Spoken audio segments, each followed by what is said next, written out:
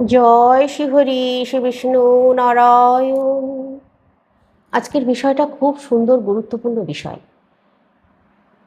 আপনাদেরকে বলবো, এই যে বৈশাখ মাস আসছে, বৈশাখ মাসে তুলসী গাছের কিছু উপায়ের কথা বলবো, যেটা করলে সারা বছর গৃহে সুখ শান্তি বজায় থাকবে, রোগ নাড়া অসুখ বিসুখ হবে নাই বলতে পারেন।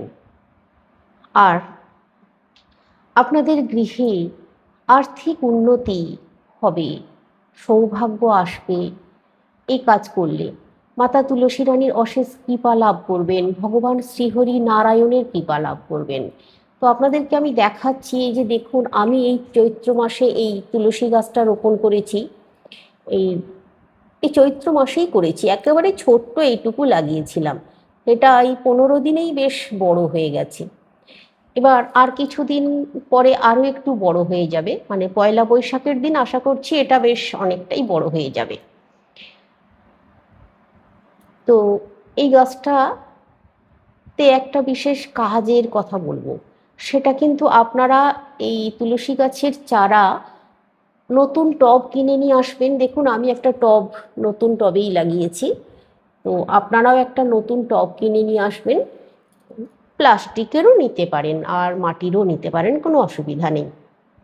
নতুন টবে একটু মাটি দিয়ে একটা তুলসী গাছ আগে রোপণ করবেন, তারপর এই কাজ করবেন। দেখবেন সারা বছর তুলসী গাছ মরে যাবে না। তুলসী গাছ দেখবেন একইভাবে থাকবে। পরের বছর দেখবেন যখন মঞ্জুরি বেরোবে, যখন গাছ বড় হয়ে যাবে আর মঞ্জুরি হবে, তখন ওই মঞ্জুরিগুলো একটু একটু করে ছেঁটে দেবেন।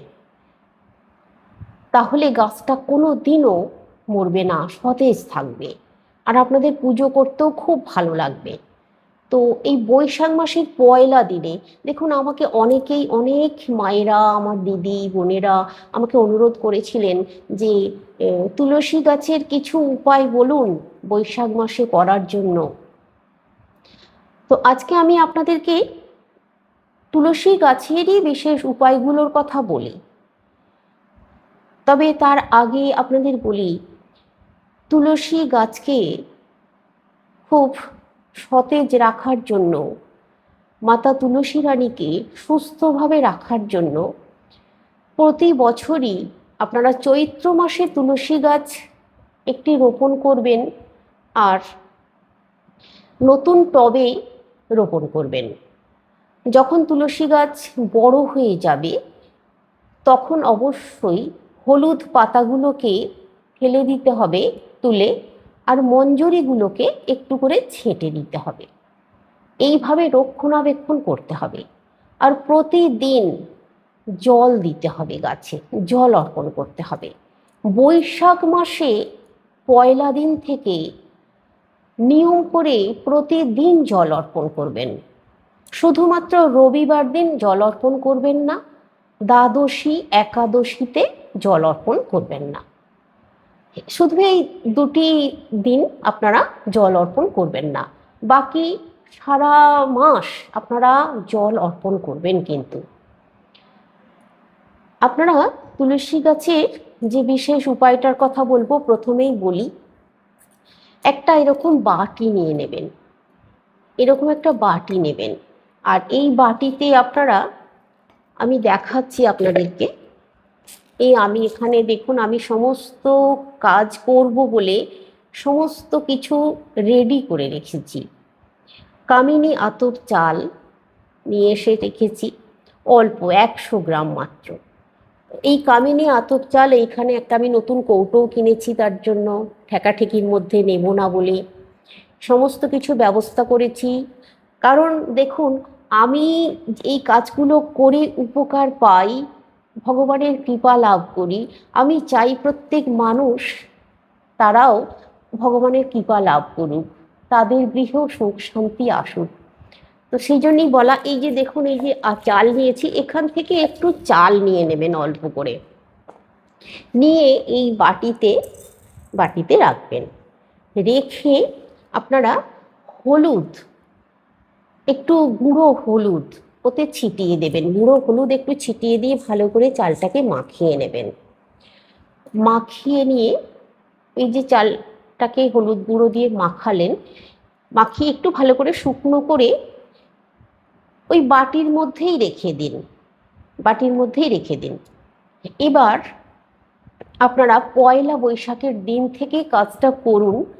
পয়লা বৈশাখের দিনে করবেন কি, এই যে হলুদ মাখানো চাল নিয়েছেন, একটা তামার ঘটে গঙ্গা জল নেবেন। যদি আপনারা আবার নদী থেকে পূর্ণিমা মানে শুক্লপক্ষে জলটা নিতে পারেন, আবার যদি জোয়ার থাকে সেই সময় খুব ভালো হবে। সেই সময়ের জলটা যদি নিতে পারেন খুব ভালো হয়।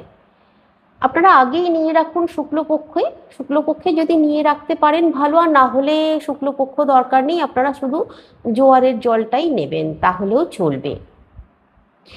ভাটার জলটা নিলে কি হয় জানেন, মানে কার্যকারিতাটা সঠিক আসে না। যদিও গঙ্গা জল সবই সমান, অসুবিধা নেই, তবে একান্তই যদি না জোয়ারের জল জোগাড় করতে পারেন আপনারা নদীর জল নেবেন, তাতেও কোনো অসুবিধা হবে না আশা করছি। নিষ্ঠা ভক্তির কাছেই শেষ কথা।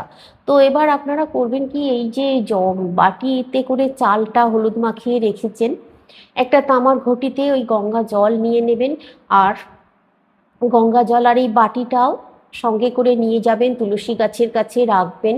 রেখে পয়লা বৈশাখের দিনে করবেন অবশ্যই, কিন্তু এই কাজটা সকাল সকাল করতে হবে, মানে সূর্য ওঠার 1 ঘন্টার মধ্যে কাজটা করে নিলে খুব ভালো হয়।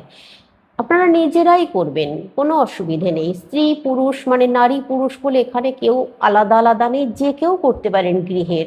আবার গৃহের যদি কর্তা বা কর্ত্রী যিনি আছেন তারা যদি করতে পারেন আরও ভালো হয়। তো গাছটা তো আপনারা রেখেইছেন রোপণ করে, এই চাল নেবেন হলুদ মাখিয়ে। এবার আপনারা করবেন কি, ঘটে জল নিয়েছেন গঙ্গা জল, ঠাকুরের কাছে মানে তুলসী গাছের কাছে নিয়ে যাবেন। আর একটা জিনিস আপনাদেরকে বলি, এই যে এইটা মাত্র 2 টাকা দাম, শোলার মালা বলা হয় এটাকে, গোড়ে মালা বলা হয়। এইরকম একটি গোড়ে মালা সংগ্রহ করে নিয়ে আসতে হবে। গোড়ে মালা আপনাদেরকে তুলসী গাছে পরিয়ে দিতে হবে। তার আগে কাজ আছে বলে দিই আপনাদের। তো এই যে চালটা নিয়েছেন, প্রথমে করবেন কি, তুলসী গাছে ওই গঙ্গা জল অর্পণ করবেন। তারপর আপনারা এই চাল এখান থেকে 9টা দানা নিয়ে নেবেন। 9টা গোটা গোটা দেখে 9টা দানা বেছে বেছে নিয়ে নেবেন। 9টা দানা নিয়ে আপনারা এই জল ঢালার পর তুলসী গাছে এই চাল দিয়ে দেবেন, মানে চাল দিয়ে দেবেন। এবার আপনারা এই যে মালাটা আছে এই মালাটা পরিয়ে দেবেন, ভালো করে পরিয়ে দেবেন। দেখুন এইভাবে সুন্দর করে পরিয়ে দেবেন, এই রকম করে পরিয়ে দেবেন। তারপর তুলসী মঞ্চের সামনে বসে ওম নমো ভগবতে বাসুদেবায় নমঃ জপ করবেন আপনারা 108 বার, বা হরে কৃষ্ণ মহামন্ত্র, হরে কৃষ্ণ মহামন্ত্র আপনারা জপ করতে পারেন। হরে কৃষ্ণ কৃষ্ণ কৃষ্ণ হরে হরে, হরে রাম রাম রাম হরে হরে। জয় শ্রী হরি। ওম নমো ভগবতে বাসুদেবায় নমঃ, ওম নমো ভগবতে বাসুদেবায় নমঃ, ওম নমো ভগবতে বাসুদেবায় নমঃ। এইভাবে আপনারা 108 বার জপ করুন। তারপর দেখুন তো গৃহে সুখ শান্তি আসে কিনা। সুখ শান্তি আসবেই, অর্থের জোয়ার আসবে, অর্থ বৃষ্টি হবে আপনার গৃহে। পয়লা বৈশাখের দিনেই কিন্তু কাজটা করতে হবে। এবার আপনাদেরকে দ্বিতীয় উপায়টার কথা বলে দিই। দ্বিতীয় উপায়টার হচ্ছে, আপনাদেরকে নিতে হবে একটি, আমি দেখিয়ে দিচ্ছি, এই যে দেখছেন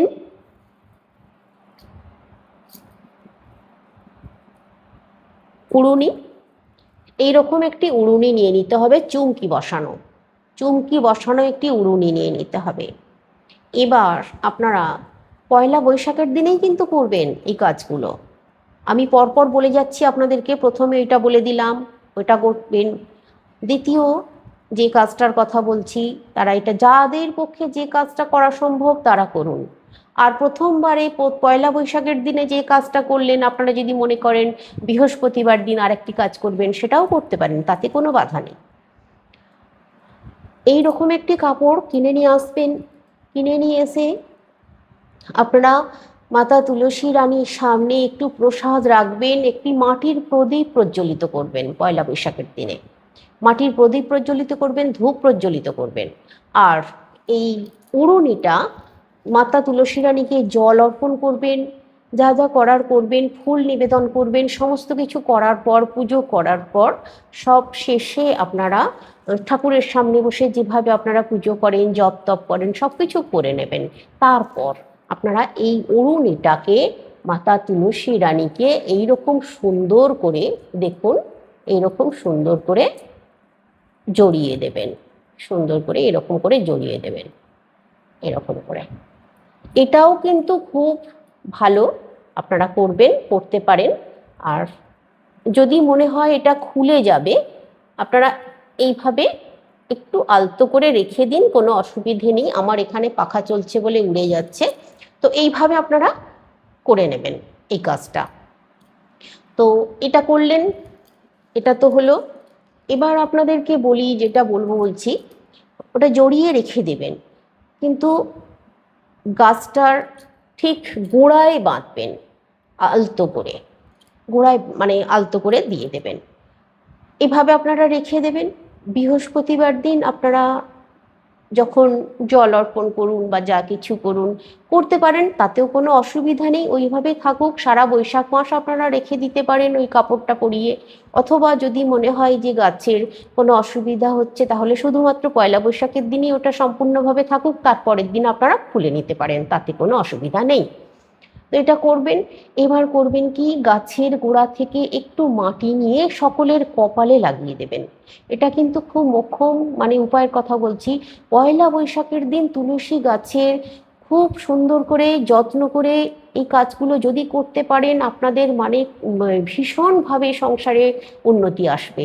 দারিদ্রতা, অন্যের অভাব একেবারেই থাকবে না, অন্ন বস্ত্র কোনো কিছুর অভাব থাকবে না। যে আমরা বস্ত্রের অভাবেও খুব হাহাকার করি, সেগুলোও কিন্তু দেখবেন আর থাকছে না। খুব মানে কৃপা পাবেন মাতা তুলসী রানীর। এবার আপনাদেরকে আরেকটি দ্বিতীয় উপায়ের কথা বলে দিই। সেই উপায়টা হচ্ছে, আপনারা একটি তুলসী গাছ তো রোপণ করেছেন, বা আপনাদের গৃহে যদি তুলসী গাছ আগে থেকেই থাকে, হয়তো সতেজ আছে, ভালো আছে, তাহলে নতুন করে আর রোপণ করার দরকার নেই। ওই গাছেই আপনারা পুজো অর্চনা করবেন, ওই গাছেই সব কিছু করবেন। কি করবেন, করবেন কি, তুলসী গাছের গোড়ায় আপনারা এই কিছু যে জিনিসের কথা বলছি, সেগুলো তুলসী গাছের গোড়া থেকে একটু সরিয়ে, মানে ধরুন এই যে গাছটা আছে, গাছের কাছ থেকে একটু সরিয়ে, একটু মানে সাইড করে আপনারা করবেন কি, এই যে চাল আপনাদেরকে দেখালাম, ওই চাল আপনারা নিয়ে নেবেন 9টা কি 21টা দানা, হয় 9টা না হলে 21টা দানা নিয়ে নেবেন, গোটা গোটা দেখে নিয়ে, হলুদ মাখানো চাল নিয়ে, একটা লাল ছোট শালু কাপড় নিতে পারেন, ছোট দেখে নেবেন। নিয়ে তাতে আপনারা ওই চাল একটু রাখুন, মানে লাল শালু কাপড় নেবেন অথবা হলুদ শালু কাপড় নেবেন, ওই চাল একটু রাখুন। আর ওই চালের উপরে আপনারা 1 টাকার একটি কয়েন রাখুন, আর একটি কড়ি রাখবেন, একটি হরিতকি রাখবেন, একটি সুপারি রাখবেন। এই 5টি জিনিস কি কি বললাম, চালের উপরে হরিতকি, কড়ি, সুপারি, 1 টাকার কয়েন, এইগুলো রাখছেন, আর চাল, এগুলো ওই শালু কাপড়ের উপরে এই জিনিস কটি নেবেন। মানে প্রত্যেকটাই খুব শুভ জিনিস। আর এই শুভ সব জিনিসগুলো নিয়ে আপনারা একটা ছোট্ট মতো পুঁটলি তৈরি করবেন, করে এই তুলসী গাছের গোড়া একটু মাটি সরিয়ে ওইখানে রেখে দিন, মানে পুঁতে দিন আর কি। তারপর আপনারা গাছের মাথায় জল অর্পণ করুন, গাছে ফুল দিয়ে পুজো অর্চনা করুন, যা যা কিছু কাজ করার আছে করুন, খুব ভালো ফল পাবেন এটা যদি করেন। তো ওই যেটা পুঁতে দিলেন, ওটা থাকুক না, সারা বছর থাকুক, পরের বছর আপনারা ওটাকে তুলে আবার জলধৌতি করবেন, তারপরে নতুন করে আবার এই কাজ করবেন। দেখবেন সারা বছর গৃহে কোনো রকম অশান্তি, ঝগড়া, বিবাদ, মারামারি কিছু হবে না। মানুষজনের কাছ থেকে সহযোগিতা পাবেন, ভালোবাসা পাবেন, সুনাম অর্জন করতে পারবেন এই কাজটা করলে। অনেক ভালোভাবে যা কিছু কাজ করছেন সমস্ত কিছু কাজও খুব ভালোভাবে করতে পারবেন। তো আপনাদেরকে এই উপায়গুলোর কথা বললাম, আপনারা করে দেখুন। আমাকে অবশ্যই কমেন্টে জানাবেন আপনাদের কেমন লাগছে। আর অবশ্যই কিন্তু তুলসী গাছ একটা রোপণ করবেন। জয় শ্রী হরি।